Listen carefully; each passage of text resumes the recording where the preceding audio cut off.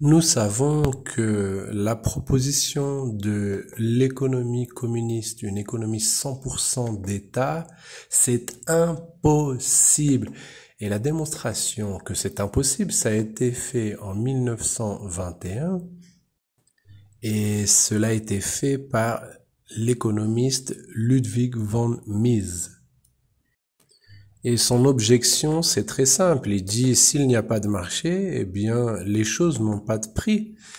Et s'il n'y a pas de prix, eh ben, on ne peut pas faire de calcul de prix. Et si on ne peut pas faire de calcul de prix, eh bien, on ne peut pas faire une économie planifiée.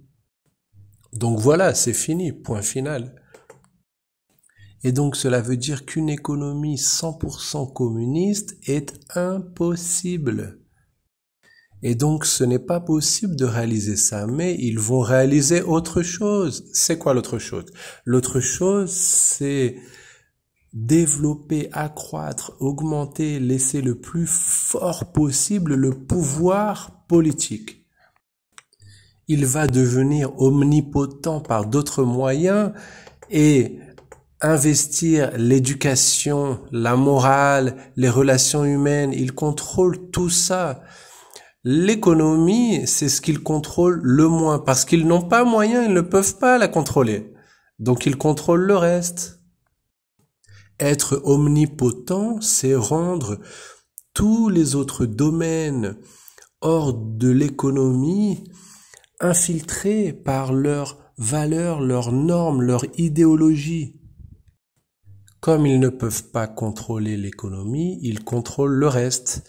Et certaines personnes qui sont seulement en train de regarder l'économie mais n'ont pas une vision globale disent mais non, ils nous laissent ici pratiquer le capitalisme. Alors ce n'est pas le communisme, mais il n'y a jamais existé d'autre communisme en dehors de celui-là. Tu comprends?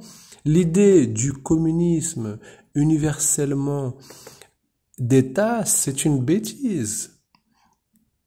Et aujourd'hui, on sait même que dans l'Union soviétique, toute l'histoire de l'Union soviétique, y compris l'époque de Staline, il y avait au moins 50% de l'économie qui était privée.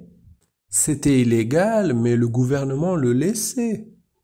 Parce que si l'économie privée était fermée, tout s'arrêtait, l'économie totale s'arrêtait.